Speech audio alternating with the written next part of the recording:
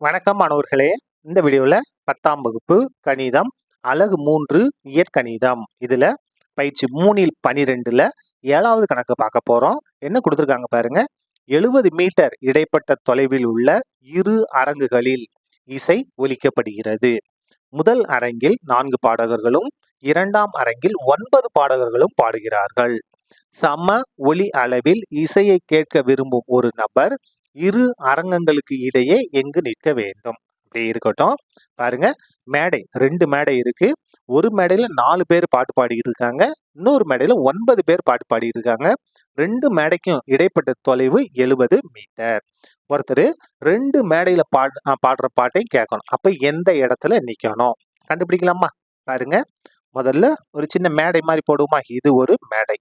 இதுல 4 பேர் பாட்டு பாடுறாங்க. இங்க ஒரு மேடை இருக்கு. இதுல ஒரு 9 பேர் பாட்டு பாடிக்கிட்டு இருக்காங்க. இந்த 2க்கும் இடைப்பட்ட தொலைவு எவ்வளவு அப்படின்னா 70 மீட்டர். எந்த இடத்துல நிக்கணும் அப்படின்னா பாருங்க, 9 பேர் பாட்டு பாடுறாங்க. இவங்களோட சவுண்ட் அதிகமா இருக்கும். இங்க 4 பேர் தான் இவங்களோட சவுண்ட் கம்மியா இருக்கும். அப்ப எதுக்கு பக்கத்துல நிக்கணும்? இங்க 4 பேர் பாடுறாங்க இல்லையா, இந்த இடத்துல நிக்கணும். இந்த இடத்துல தான் அவரு நிக்கணும். சரியா? இந்த இடத்துல அவர் நிக்கணும். இப்ப பாருங்க, இந்த முழு நீளம் என்ன பேர் கொடுத்துருவோமா? இந்த இடத்துல ஏ, இங்க பி, இங்க சி. ஏபின்றது 70. இப்ப பாருங்க, ஏசி இந்த தொலைவு எவ்வளவுன்னு எடுத்துக்கலாம்? எக்ஸ்ன்னு எடுத்துக்கலாமா? இங்க எக்ஸ். அப்ப இங்க எவ்வளவு இருக்கும் பாருங்க, 70 மைனஸ் எக்ஸ். முழு நீளம் 70. இங்க எக்ஸ கழிச்சிட்டோம்னா இந்த இது நமக்கு தெரிஞ்சிடும். அப்ப இந்த இடத்துல எவ்வளவு? 70 மைனஸ் எக்ஸ். அவ்வளவுதான்.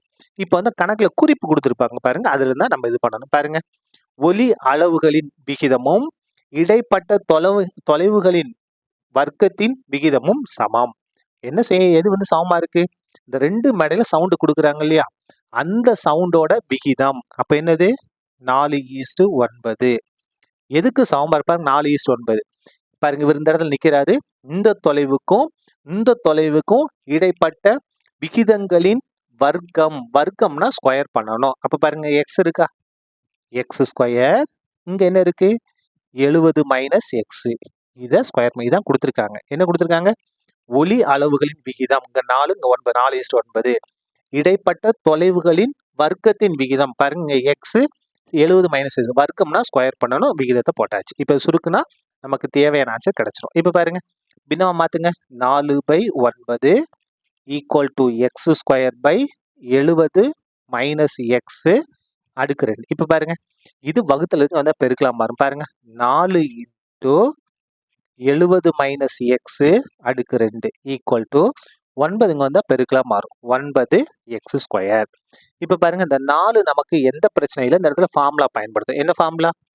a minus B the whole square equal to A square plus B square minus 2ab. சரியா? பாருங்க, ஏக்கு பதிலாக 70. அப்ப 70 ஸ்கொயர் பண்ண 70 பெருக்கல் 70 7 49 4900 பிளஸ் பி ஸ்கொயர். பிக்கு பதில் என்ன இருக்கு? X. X square minus 2ab. பாருங்க, 2 ஏக்கு பதிலாக 70, பிக்கு பதிலாக எக்ஸ். பெருங்க, 2 70 140 140 x 140 x equal to 9 x square. இப்ப பாருங்க, உள்ள பெருங்க. இது பெருங்க, என்ன பாருங்க, நாங்க 4 9 36க்கு 6 மிச்சம் 3 நாங்க 16 19 இந்த 2 0 அப்படியே வந்துடும். அப்போ 4ஐயும் 4000 பெருக்குனா 19600 பிளஸ் இதை உள்ள பெருங்க, என்ன வரும்? 4 எக்ஸ் ஸ்கொயர். இங்க பெருங்க, 4ஐயும் 140 பெருக்குனா 14 28 56 560 வருமா? 140 250 560 எக்ஸ்.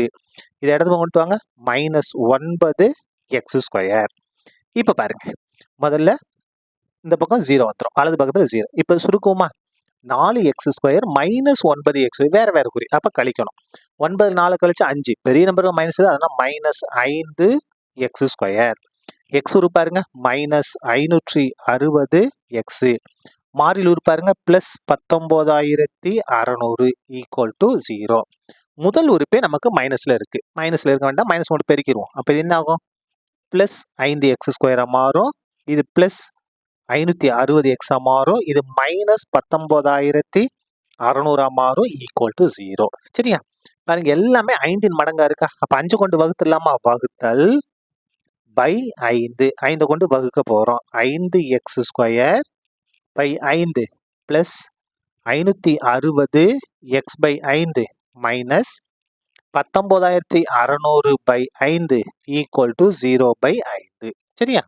இப்போ பாருங்க கேன்சல் பண்ணுங்க 5 5 கேன்சலா அப்போ x² ப்ளஸ் இதை கேன்சல் பண்ணுங்க 4 5 5 4 5 5 மிச்சம் 1 அந்த 10 2 10 அப்போ 112 எக்ஸ் மைனஸ் இதை கேன்சல் பண்ணுங்க 3 15 மிச்சம் 4 இங்கே வந்து 46 9 5 45 மிச்சம் 1 இங்கே வந்து 10 2 10 இந்த 0 அப்படியே வந்துடும் அப்போ 3950 0 பை 5னா 0 தான். சரியா? நமக்கு என்ன வந்திருக்கு பாருங்க ஒரு இருபடி சமன்பாடு வந்திருக்கு. இதை நம்ம காரணிப்படுத்த போறோம். காரணிப்படுத்திடலாமா?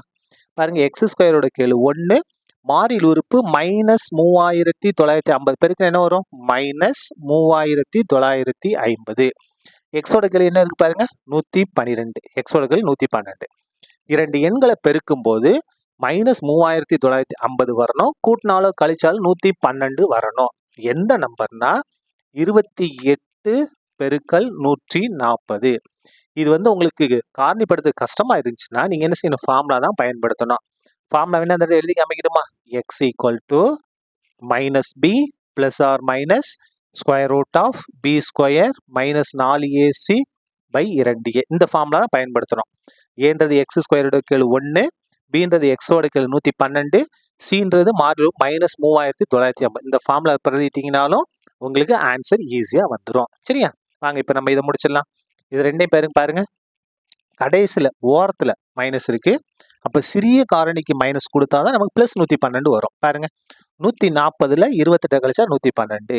இது ரெண்டையும் பெருக்குன்னா நமக்கு இந்த ஆன்சர் வந்துடும். பை இப்போ பாருங்க இந்த x² உறுப்புல அடுக்க விட்டு அடிமானத்தில் வருது எக்ஸ் எக்ஸ். அப்போ இதை காரணிப்படுத்த நமக்கு என்ன வருது பாருங்க x minus 28 into x plus 140 equal to 0. இப்போ பாருங்க தனித்தனியாக 0க்கு சமப்படுத்திடுமா?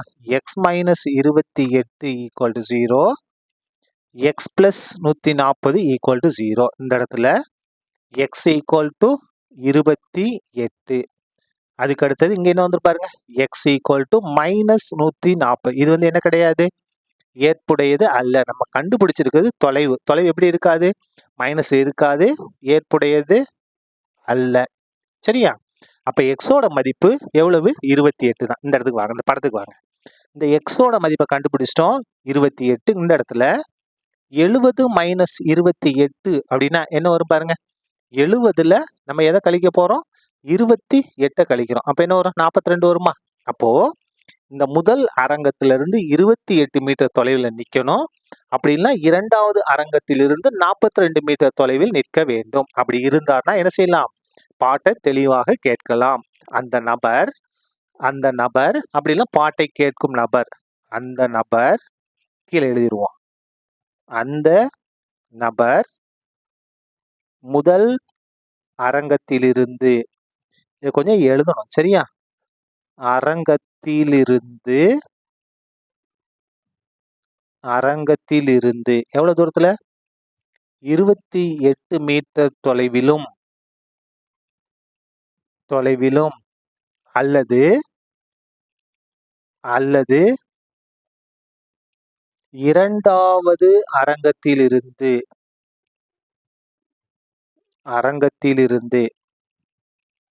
நான் சொல்றதை வச்சு கொஞ்சம் எழுதிங்க. எழுத்து புரியலனாலும் நான் சொல்றேன் இல்லையா, அதை வச்சு நீங்க எழுதிங்க. ரெண்டாவது அரங்கத்தில் எவ்வளவு தூரத்தில் நிற்கணும்? 42 மீட்டர் தொலைவிலும் நிற்க வேண்டும்.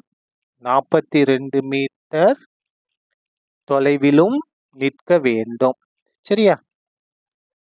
தொலைவிலும் நிற்க வேண்டும். அவ்வளவுதான். இந்த கணக்கு முடிந்தது. நன்றி.